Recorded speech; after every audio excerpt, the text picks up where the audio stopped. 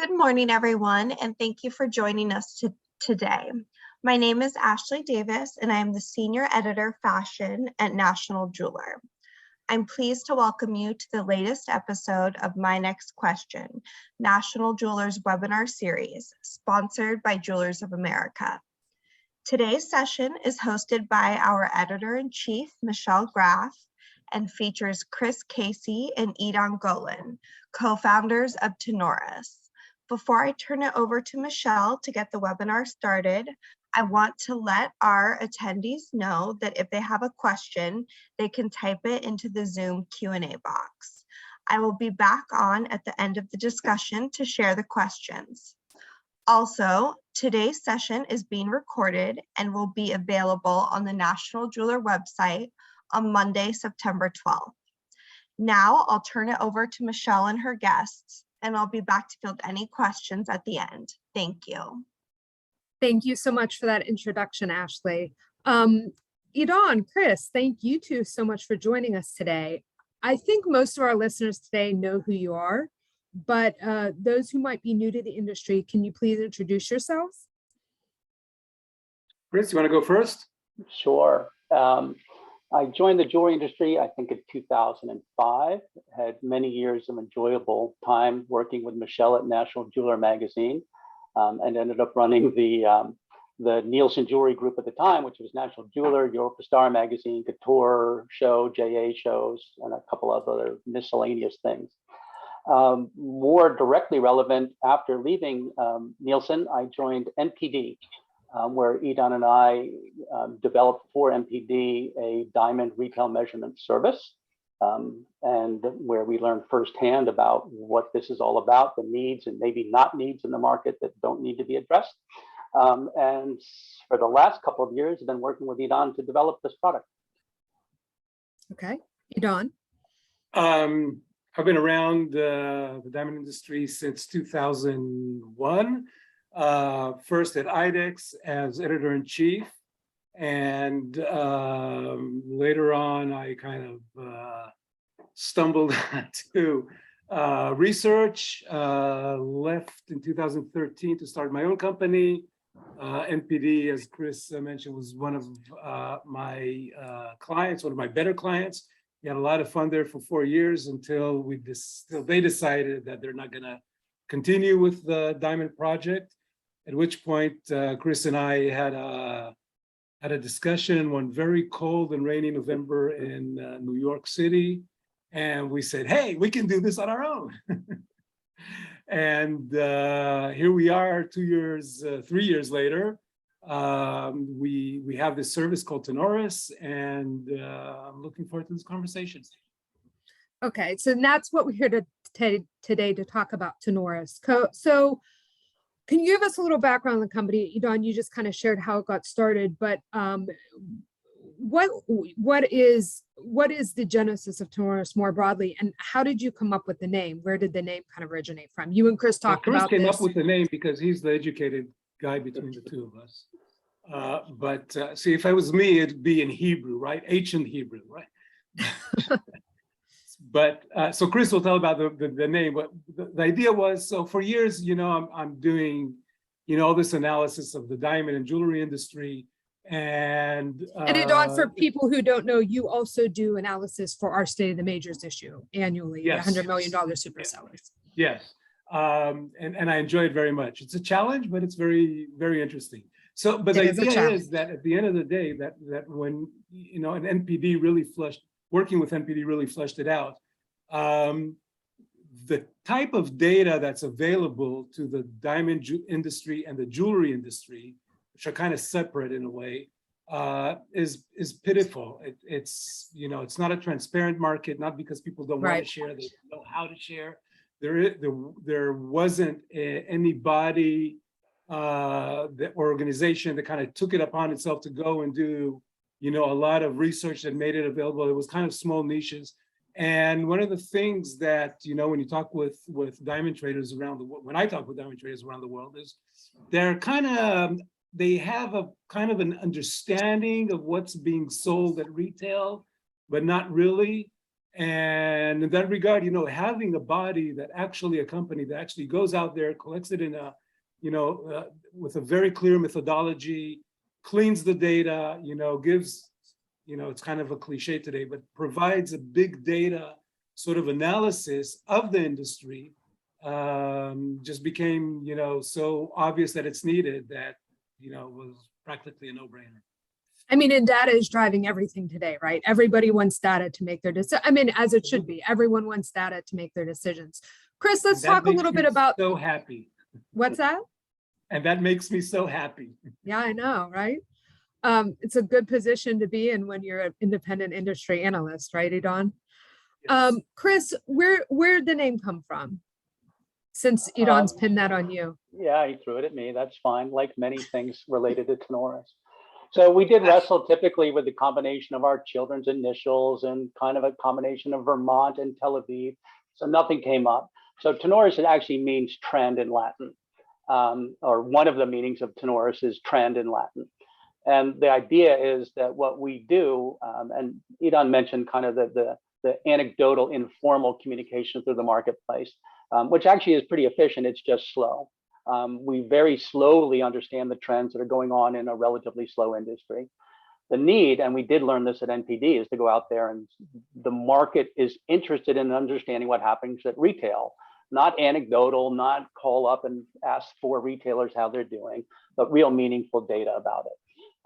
So our goal is to really formalize and structuralize that information flow from the retail counter back to the supply side, because the more we can align supply and retail, the more efficient the supply side can be, the more full of the correct product the retail side can be. And that's very important. And that's it is. And we just, as an old, it's a space where retailers fall down sometimes. They don't have their best sellers in stock. Absolutely. So this is a service that works in both directions. It helps retailers understand what their collective compatriot set is doing. And it helps align the suppliers to make sure they're manufacturing and selling products that consumers really want to buy. So that's our trend. If we can speed the communication that from this very informal 6 to 9 months to 1 to 2 to 3 months, we make the industry that much more efficient. Yeah, very good point. So I'm going to talk a little bit more about this kind of, getting data to the industry, because I think that there is, from my standpoint, as a provider of content information, I think there's some confusion out there because there's a couple different entities coming in with data reports. We have information that comes in from MasterCard that has said recently that jewelry sales are up 21% year over year. And that doesn't seem to be the case. That doesn't align with your data. That doesn't align with, and then we have data that also great data that comes in from the Edge that we report on with Sherry Smith in her column on data. So that's one set of data. And then there's also the government data, the BEA data that comes in. And as Chris, you kind of alluded to this, I think there's a lag in that getting updated. It's not very timely. So can you explain a little bit, what exactly are you reporting on at Tenoris? The way I read it and read your releases, you say specialty jewelers. So to me, this is everyone, like a Tiffany, like Signet and all their stores, everyone that is in the business specifically of selling fine jewelry. Is this a correct understanding? And we're talking everyone from the mom and pops to the biggest chains. Kinda. So we're collecting data that comes from 1,200. No, you weren't very far off the mark. We're collecting data from about 1,200 doors and across the United States, from small mom and pop, so a single store kind of company, to those that have they're a small chain, and they are what's important about this panel is that it's statistically representative. So we have more stores in bigger cities. We have less stores, in the middle of Nebraska. They are a whole range of, low, average price point to, companies that sell in upwards from $15 million a year per store. So that's who they are. We do not have the large Signet's, Tiffany of the market. But nonetheless, we have a very good understanding what's happening in the market. So So you mentioned the MasterCard data. So one of the things that we can clearly say is that our data represents specialty jewelers, with a and slight nudge to just the to higher end. clarify for everyone, when you say specialty jewelers, you mean people that specialize in selling fine jewelry. So not talking about Macy's, we're not talking about Sam's Club, we're not talking about other people that buy jewelry at places that sell a lot of other products, department stores, warehouse clubs, etc. We're talking specifically about your Tiffany's, your independents, like people that just sell fine jewelry. Absolutely, and they're defined in two ways. One way is what is it that they're selling? So usually they sell about 80% of their income, 70 to 80% of their income is from selling jewelry. Another way of representing them is when they talk with the government and the government asks them, so what kind of business are you? They say about themselves that they are a jewelry store. So, if you look at public companies, when they're asked what kind of business they are, they'll say, such as Signet, they'll say, we're a specialty jeweler. So just to be clear, your data does not include the big players, the Signets, Tiffany, Benbridge, I guess. What is kind of your upper bound of your biggest store you're tracking? How many stores would they have? 8, 10? Or are we talking, do you go up to chains that have like 50, 60? Chris, do you remember that number off the top of your head? Sure. Well, a couple things about it. So one, these doors come in, but we also can filter these doors. So they're all specialty jewelers. The largest chain is probably under 50. So these are not big operators. But I think the key element is that one, they're all specialty jewelers, and we have the ability to filter. So if somebody wants to look at the true independent specialty jeweler, which again is a pretty nebulous definition, it can be under 15 doors, it could be under 10 doors, it could be under 5 doors. We're able to identify all those people. So to kind of summarize it, the vast majority of our data serves the independent specialty jewelry, or reflects the independent specialty jeweler market. We have additional data that can be used for various purposes that goes beyond that into stores, into chains that can be between the 10 and 50 category, but that is a minority of our data. So I think the safest way to think of it is what we do is we provide a very deep dive and a very accurate dive into the day-to-day sales life of independent specialty jewelers in our marketplace, excluding big box, excludes department stores, excludes large chains. So we have taken on, and the reason we took it on, it is the most highly fragmented piece of the market, and it's the hardest piece of the market that to get meaningful insight about what they're doing collectively. Yeah, I would like to add maybe 2 things to this. So one thing is, so when we collect data, we collect everything that has to do with the jewelry business of these guys. So we're looking at what they bought, who they bought it from, for how much, when they bought it. We're looking at what they sold, when they sold it, and for how much.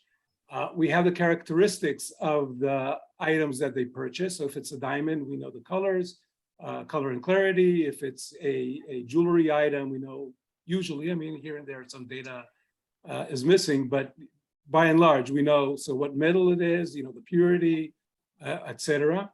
And by combining all of these together, we can understand a lot of other things, such as turn, margin, etc. Build up in inventory.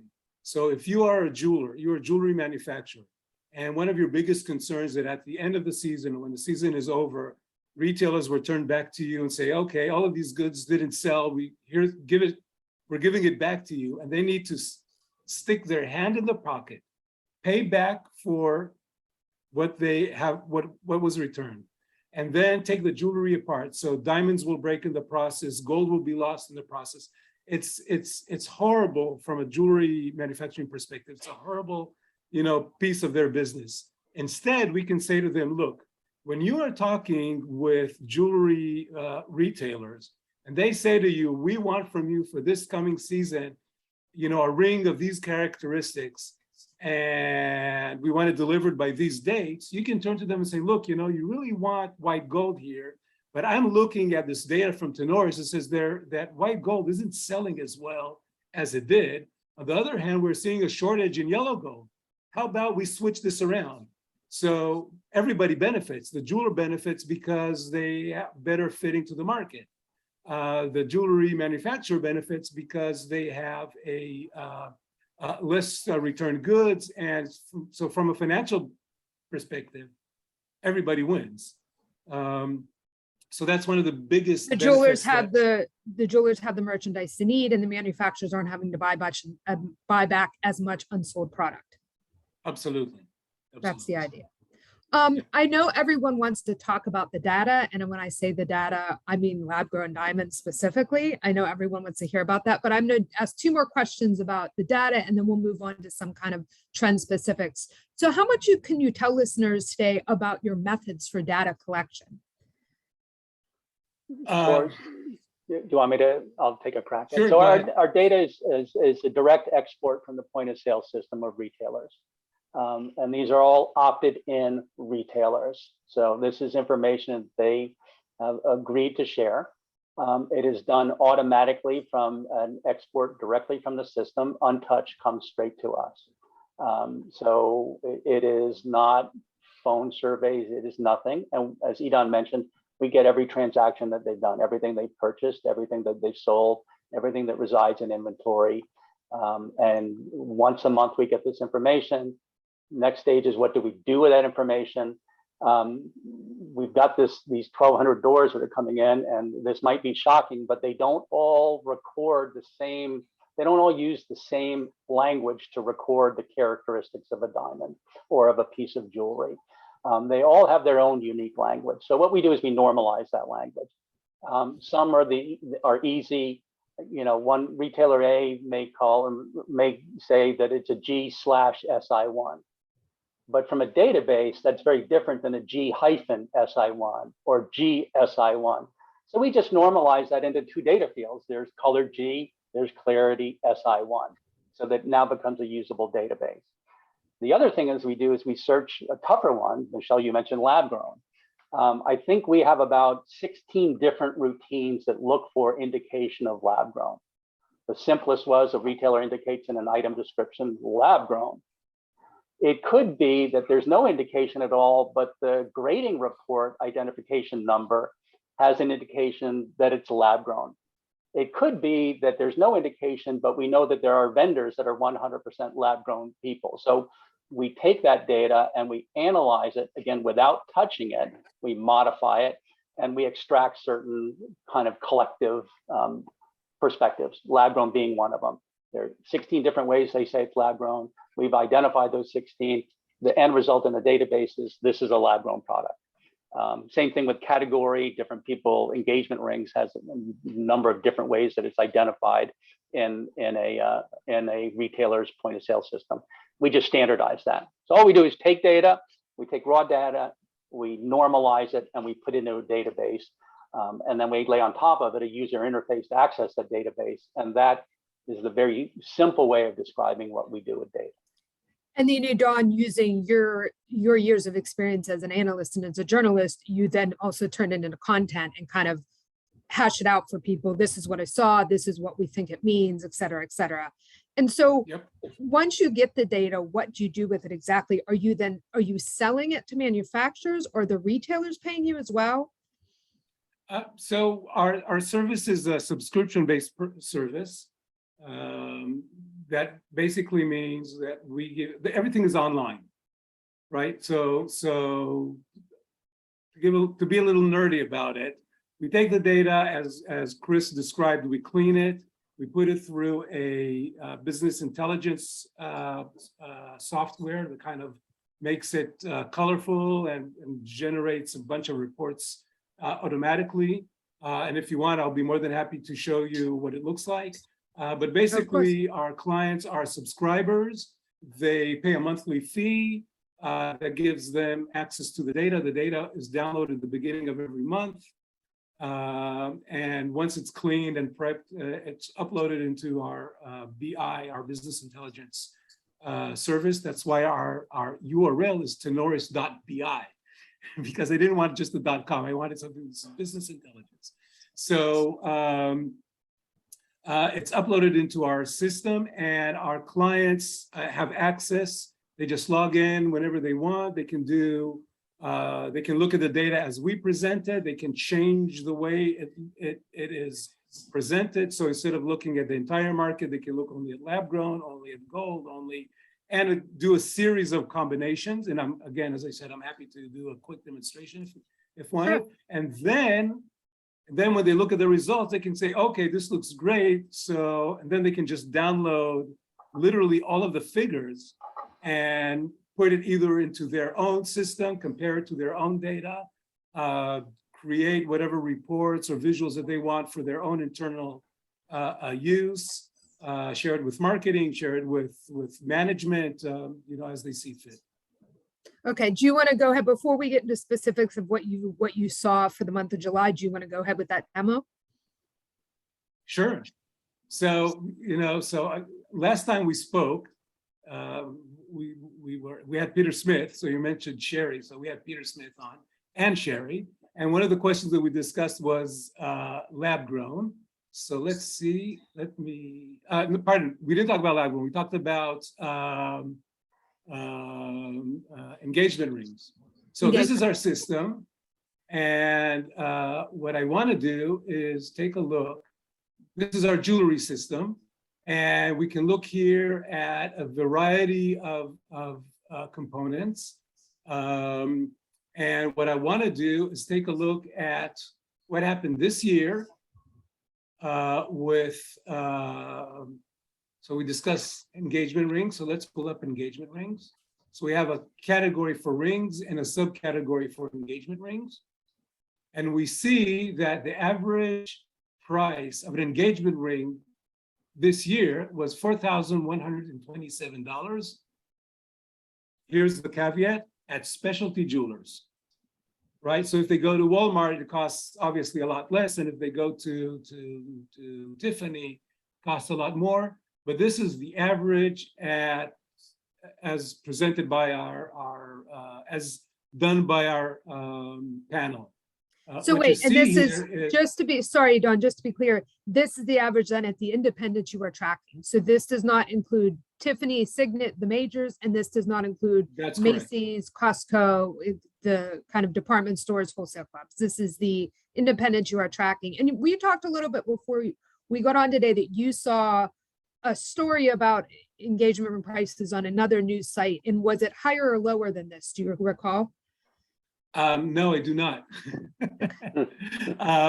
But so the question is, so this, you know, so let's say you're a jewelry manufacturer and you say, okay, this is a good number. Well, what do I do with that?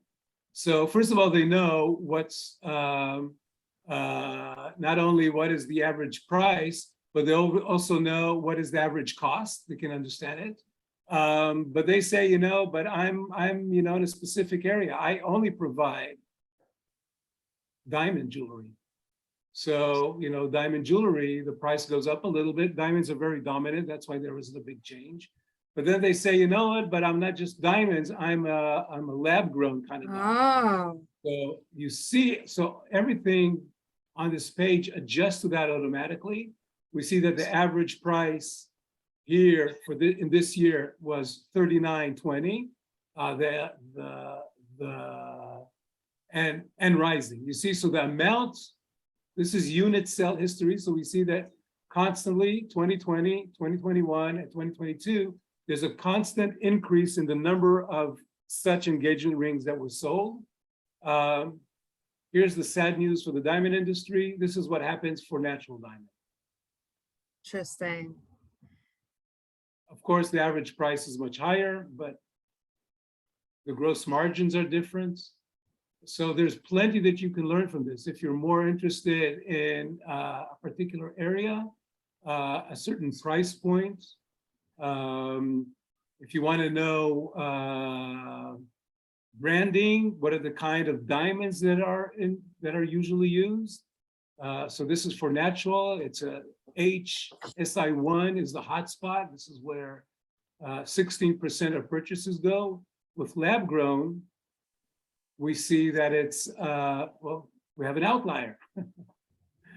This is the sweet spot right over here. So it's VS, FG, so a slightly higher color clarity combination.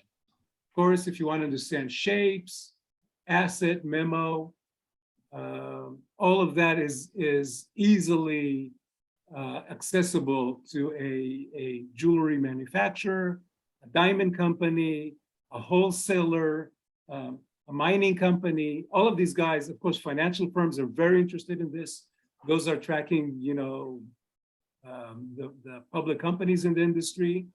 All of these guys are very interested in this sort of data. Really interesting. So can you tell us a little bit, do you know what this outlier is here? No, I just popped in. Actually, no, I'm going to interrupt. We actually do. So when things like this pop up, we'll go back and we'll say, why is this happening? Why do we have this weird KSI1 engagement ring? Sometimes it's data, it's a retailer made a typo, which sometimes happens. But in this case, we could go back and in fact, there's a supplier that launched a line in July of last year. And it was very specific because it didn't exist. And then all of a sudden it existed. It's been fairly well adopted. It's a very low price point, lab grown line, again, with a KSI1. It's completely outside of the normal, but the data supports it. The vendor is constant. And it's one of the nuances that you can pick up from this kind of data. It's there, we report it because it happened, but specifically it started in July of last year by a single supplier. Yes. Okay. So when I say outlier, I don't mean it's a mistake. It means they're just out of the norm. It's But not yeah, representative of what's really going on in the broader market. No. Yep. Um, Other things, so just so we can track who are the best performers in this specific area in this period, and we just flush it out. So this was a request from one of our clients. We can compare directly lab grown against natural. We can provide data on inventory. We've been tracking inventory only since the start of the year, so we have it here. Suppliers, penetration, et cetera. So it's a fairly, I would dare to say, a fairly robust system with a very granular data set that is, there are two things that we're not providing our clients. The name of the retailer, we ourselves don't know who they are. And we don't know you're just pulling data from POS systems anonymously. Well, we It's have not an coming with the intermediate. name. There are intermediate companies that are pulling it for us, and part of the agreement with the retailers is that they're not disclosed in any way. So it has there's several different aspects to it, but the bottom line is that you cannot find their name or guess who they are by doing a certain combination of selects. And so we promise them anonymity to protect their business. And we do not have full data on the buyers. We know in general kind of who they are, but this is auxiliary. We know where they are, we know, et cetera. Okay. So I want to talk a little bit, unless there's something else, Edahn, you'd like to show here. Besides my kids, no. So I want to talk a little bit about, because what you are is you're tracking trends. You're not just providing data, but you're also analyzing those trends and saying, this is what we're seeing. The sales of this category are rising, sales of this category are falling, et cetera, which is really important to put it in context. Let's talk about general industry trends. Now, you stated in your market comments for August that specialty jeweler sales cooled down in July, but that it was not yet a trend. So can we talk a little bit about what you think happened in July? And also for you, when does it become a trend? Well, so we saw a decline in sales start in May. So May, June, July. So 3 months is kind of a trend already. But I wanted to go on the cautious side. We can say now in August that we are seeing decline in sales. But I don't care at just all to put what it, MasterCard's spending pulse was going to say in a few days. If but they just say to that put it in there's perspective, this is a decline from a peak a very robust period of sales for the industry. Absolutely. And if you want, I can show you the graph in our system. But the bottom line is this. Jewelry sales in general are first, so specialty jewelers represent about 50% of the market. So when we talk about this data, it's very representative. We have seen a decline in diamond jewelry sales all the way down to 2019, while a rise in total jewelry sales. So people were buying less diamonds, lower price points, average price points. And then 2020 hit and people are sitting at home and they're saying to themselves, well, you know, I have this travel money set aside and there's no travel in sight. What am I going to do? What am I going to do? Okay, so I didn't sign up to Spotify. I didn't sign up to, you know, Netflix yet. Got that out of the way. Now, what else am I going to do with the money? It's like, well, let's buy jewelry. And that's what a lot of people did. They bought jewelry and it ended up the year. So according to the BEA figures, sales were up 50% year over year in 2021.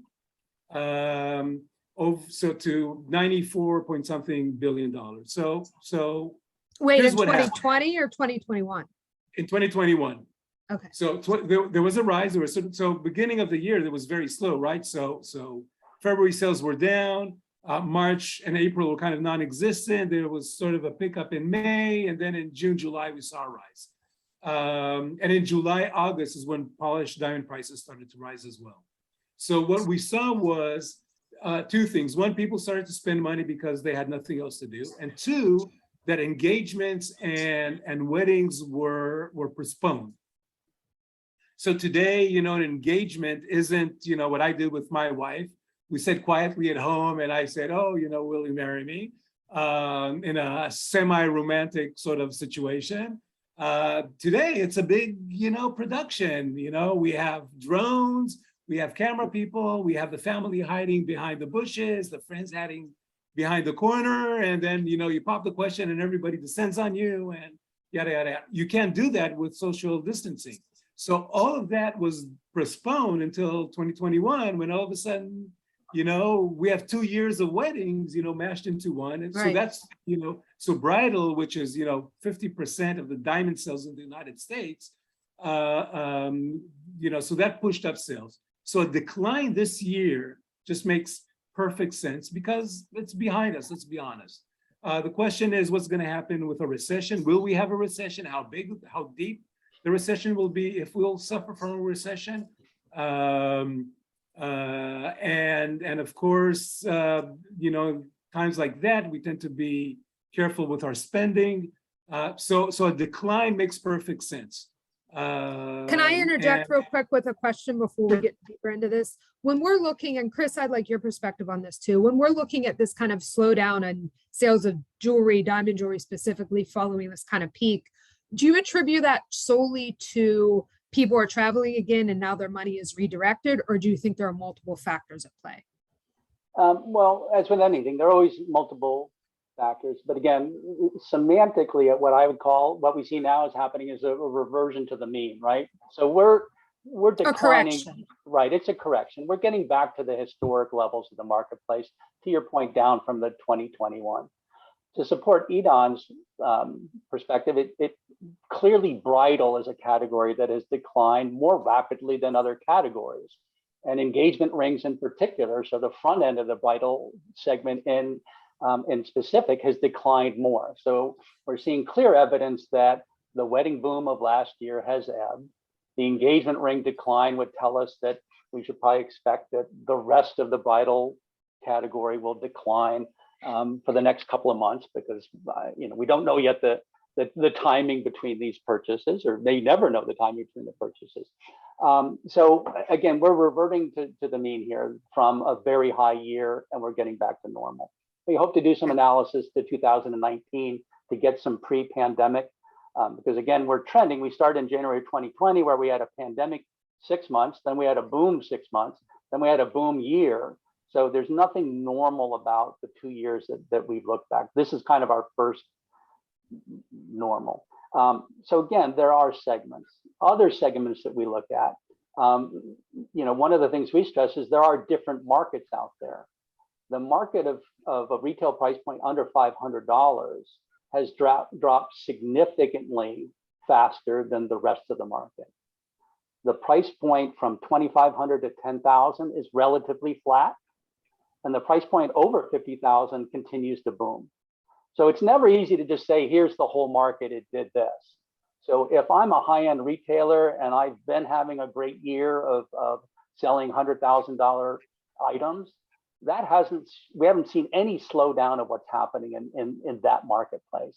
On the other hand, if you're a retailer with an average transaction value of under $500, you're probably feeling this a lot more. So it's never easy. Yes, there's a market number. Our reality is that we have a number of sub-markets by either category bridal or by price point budget that all act independently from one another. They add up to be a whole, but without looking at the components, it's very hard to understand the big number.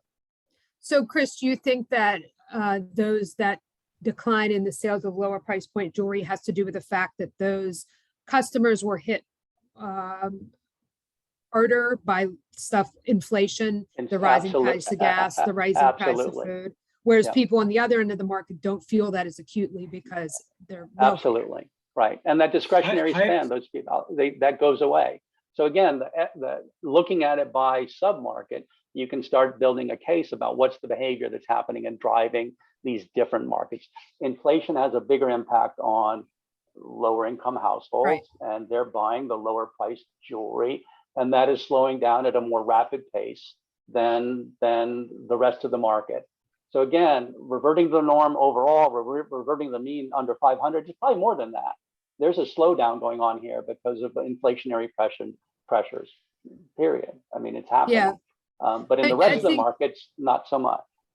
Yeah, Pandora also made a really interesting observation. I don't know if you two saw it in its Q2 numbers. Its Q2 US numbers were down year over year.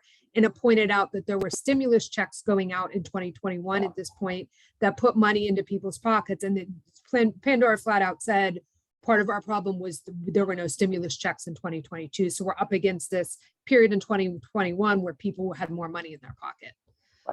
That's especially true for low price items such as, so the stimulus checks were what? There was a 1,500, 1,300, what was the rest? I don't remember anymore. Anyway, so I mean, this is not high-end jewelry. You're not buying high-end jewelry with this. This you're buying, you're spending this on the lower cost. So yes, it makes sense that it hurts Pandora. It doesn't really reflect the rest of the market.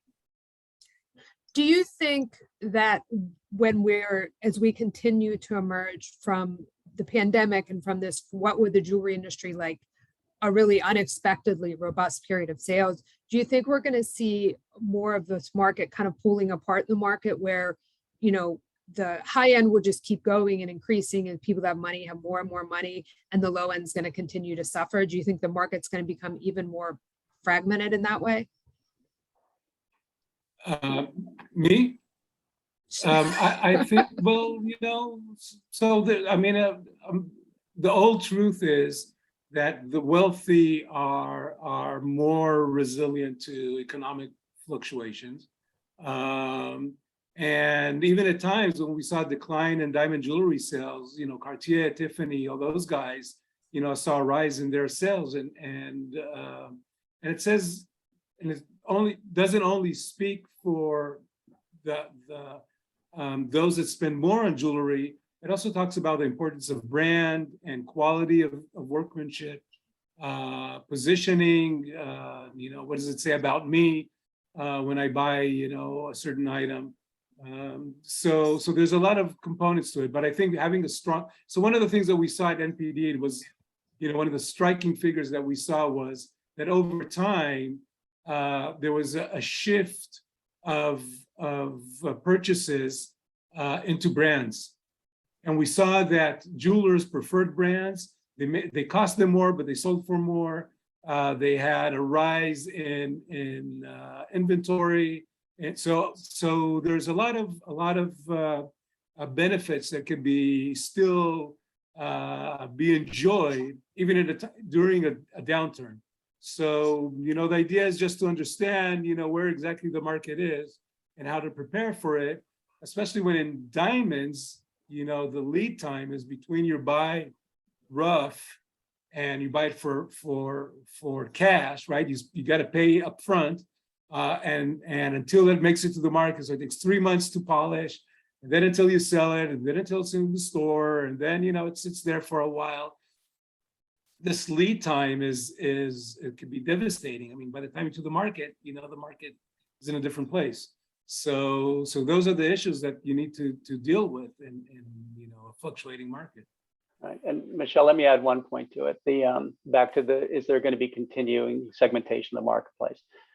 By units sold, by far, the single largest, most popular item in America is a silver chain under $100. That's what moves. That's traffic into the store. So a lot of people buy that. But again, it's indicative that volume, low price point is important to this industry in a lot of different ways. So does it go away? I don't think it goes away. Is it suppressed now because meat costs 27% more and all of these things are draining the pocket for those lower end expenditures? It's absolutely having an impact. But I don't think that that's a long-term segmentation of our market or fracturing of our market into those with stars and those that don't have stars. I mean, we are at its core, our volume is this $100 silver chain that people come in to buy, to repair, to replace, to adorn, whatever they're using it for. It's a volume low-end purchase that, again, may be cyclical based on current inflationary pressures, but I think it comes back. And it's reflective of a lot of jewelry in and around that price point. Chris, I wanted to, before we jump, I want to leave some time with questions, but really quickly, one last question before we jump into our audience Q&A. Where do we go from here? And Chris, I think you were going to get into this before we kind of got off on this inflation tangent, but we've seen sales cool down post-pandemic, correct, go back to normal levels. Where do we go from here? Well, so Edahn kind of touched on it. So again, if we're in a reversion to the mean now, again, it clearly declined in May, the decline accelerated in June, the decline accelerated in July. We'll be looking at August numbers tomorrow, so we'll have another indication for that. But I'm still going to categorize that into a correction back to a normal environment. The question becomes, does that continue to accelerate? Does it flatline? Where does that go? And that is the unknown. So how do we see that? Your point earlier on, when's a trend a trend? 1 month Right. is not a trend, but we're learning with our data, because it's so granular, that 2 months isn't a trend, but it sure as hell should be paid attention to after 2 months. And by 3 months, it's a trend.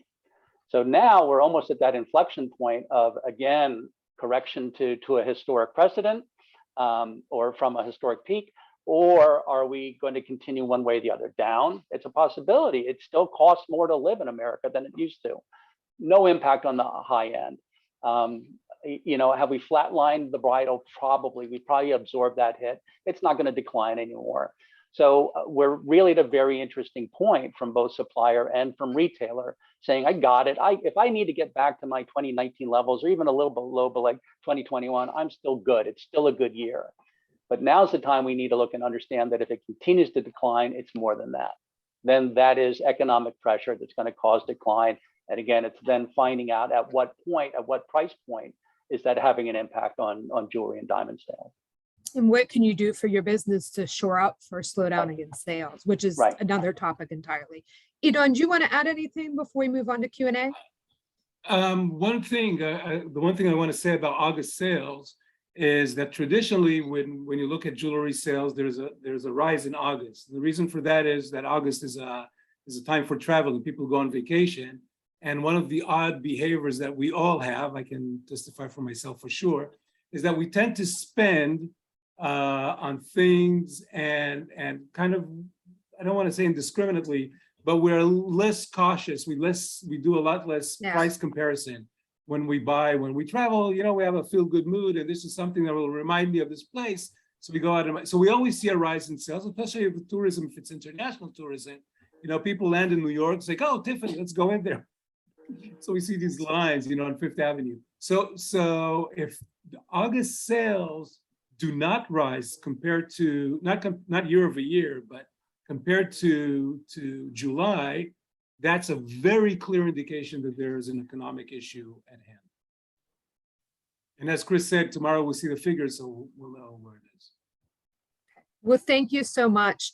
Ashley, I'm going to throw it over to you for a commercial and then just to start our Q&A. Thank you so much, everyone, for that wonderful discussion. And thank you to our sponsor, Jewelers of America. As a reminder, you can still type questions into the Zoom Q&A box, and we'll try to get to as many as possible. While we compile the Q&A, I want to say a quick word about Jewelers of America. Jewelers of America is the leading trade association in the US, offering members representation, recognition, and resources to help grow their businesses and improve consumer confidence. Are you in? Become a member today for only $99. Visit jewelers.org/join to learn more. Now, let's get started with our listener questions. So firstly, how does Tenoris compare to other industry trend data companies like Big and Edge Pulse? Chris, do you want to take that? Sure. Again, I'm Israeli in the group, so I'm kind of, not careful.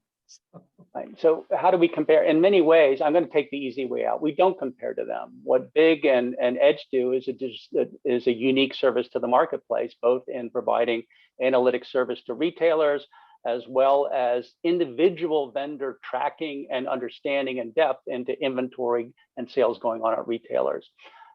So we don't do what they do. In fact, we see ourselves as a very much a complementary service by providing an aggregated view of the marketplace to put an individual vendor's business in perspective or an individual retailer's business in perspective. So while the data sources may be similar, the application of that data is very different. And I think, as you may have seen with Edahn's example, the granularity that we provide and the composition of jewelry, the quality of diamonds, it's just a different level of looking at the market that we feel is very much complementary to what Big and ERA provide in the marketplace. Okay. And another question we have is, are consumers interested in Fairmined Gold? And because it's 30% more, will they pay for it? That's an excellent question. So there are two sources of information to this. One is surveys and others is sales. In surveys, people always say, yes, I'm willing to pay more. In practice, what we're seeing is that both retailers and consumers to a certain degree are kind of hesitant. And when I say kind of hesitant, so I'm going back to what Chris mentioned about segmentation. There is a segment within the consumer market that says, I'm only going to buy something if it meets a certain criteria in terms of environmental issues, social issues, ethics, etc. And then they're saying, if that is the case, then I'm either going to pay more or I'm just not going to buy, right? Because the alternative is, so there is no one set answer to that. I can say that in diamonds, we're seeing that this is clearly something that is adopted. We see that with the war in Ukraine, that people walk into a store and say, I do not want to have Russian diamonds in my jewelry. And can you assure that? So we know that at a certain degree, this is completely accepted. To what degree, it's kind of difficult to tell. Okay, interesting. Another question we have is, what firewalls/protection will you have in place to protect data? Thank you, Rick. Yeah, interesting. So one of the things you're not. We have a Doberman Pinscher, vicious one, standing right out there. No, so it's a tough one. We are not the techies. Our development team is out of Israel. But in general, or as a layman's way to answer that, we exist in a Microsoft environment. So all of the data protocols that exist within anything in Azure or the tools that exist in the Microsoft world are applied to our data. Again, from a layman's perspective, they've been told to us that they are strenuous. So I'm not sure either of us can get into any more detail of it.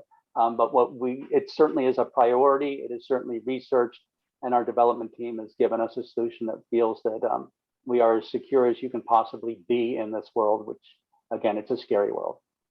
Yeah. Mhm. And what is Tenoris's goal in terms of the total number of participating jewelers that you would like to have? Many as possible. The more, I'll tell you what's the logic. The logic is that the more data you have, statistically, the more accurate you are.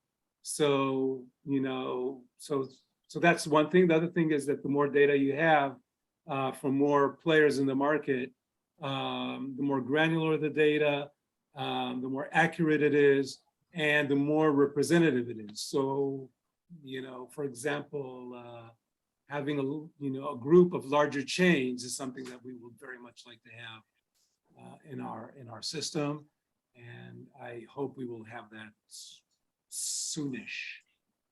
Okay, and that's a good segue to the next question, which is, Edahn indicated there isn't a larger chain store presence in the data. Does that mean there won't be? Or if you add larger chains to the data collection, will it be additive to existing data reports or kept unto itself? Excellent question for Chris. So one, it is as well, again, we'll be transparent with our goal. There are a couple of retail channels that we think are critical. There are chains. We know from MPD that that's a very accessible data set. It fits right into our model. There is the online world that we should go after. But we started here. So we're going to start in primarily the independent channel. We will move forward. As we add those retail channels, they will be discrete environments and discrete data sets, because chain business is very different than an independent business. So the concept of the service is that a supplier that works primarily with the chains, they can subscribe to a service that really only addresses chain data. Same thing with online or a more broad-based supplier. But one of the key things that we apply to everything is a very robust filtering system. And one of those key filters will be retailer type, independent, chain, online. So to answer your question, it will always be a discrete set of retailers within in effect, a separate service. Not to get too in the weeds. Pardon, Michelle? Not to get too in the weeds with the chain question, but just, I don't know if you know the answer to this yet, but do you think, you're not going to obviously name the store, but would you do chain, and then give it like a range of size, like chain this size, chain this size, chain So 50 to 80? Actually, you're touching on the point that I wanted to comment on, and that is that we talk a lot with the market, and we ask, companies, what is it that you would like to see in the data? And so you saw we had all these selects on the side of the screen that gives you the ability to filter stuff. And I mentioned, there was what's the best seller. So that was something that we got from one of the guys. So one of our goals is to provide our clients with the data that they need, not just the data that it's available. We have clients that are only interested in lab grown. So we have a filtered, report, here's lab grown, and this is it. We have clients that are interested in segmentation by type of retailer. So this is something that is easily built in and will allow, so in all of the different segmentations, type of jewelry, color, metal, type of stone, etc., type of retailer will be part of this. Especially since we're seeing that a lot of people are asking about it. So. Okay. Interesting. And Michelle, if I could add, one of the fundamental truths that we hold is that the individual data of any retailer will never be visible, right? So that's part of protecting a retailer's participation in this service. When you start getting into change, what's tough is, you know, there aren't that many chains between 50 and 80, Right. between 80 and 120. So while it sounds great to be able to get really, really focused on an area, the reality is that you quickly become transparent to a single retailer, and we just can't do that. No, that makes sense. Our final question is, can you know where the retailers are located in the US? And I'm not quite sure if that refers to people, you know, jewelers using Tenoris. I guess if they'll be able to see, I guess, trends by location. Okay, I'll tackle that one. And again, not quite sure which way to go. So the service will offer a regional breakdown, and we'll have 6 regions in the US that are fairly typical. Kind of the point that we just pointed out, we can't really go too more refined than that because you start being transparent. I live in Vermont, and if you pick Vermont, there's just really not that many jewelers to begin with, so everybody can figure out who they are. So we'll have a regionality. To answer your question, could you know where specifically the retailers are? Again, no, because that would give away you'd be able to figure out who they are. Would you be able to know how many retailers are in each of our 6 regions? Sure, because that gives you a perspective of the relative importance of each of those regions. So I hope that answered the question. That's a couple of different approaches to it. But again, key is we'll be able to provide very shortly a regional segmentation of the marketplace. So you can look at West Coast, East Coast versus the South. But the individual identity of a retailer would never be identified. Okay, great. I think that answers that. And that does it for our questions. Thank you again to our guests, Chris and Edahn, for joining us today, and our editor, Michelle, for hosting. My next question will return next Wednesday, September 14th at 2 p.m. Eastern Standard Time. I will be interviewing Olivia Landau, CEO of The Clear Cut, and Jess Velke, digital marketer for May Jean Vintage Jewelry, about how they are mastering jewelry talk, aka jewelry TikTok. You can read more about it and register at nationaljeweler.com/webinars. Thank you again for joining us today, and please take care. Thank you so much, Edahn and Chris. Thank you, Ashley. Have a great day, everyone. Thank you. Have a great day. Bye. Thank you.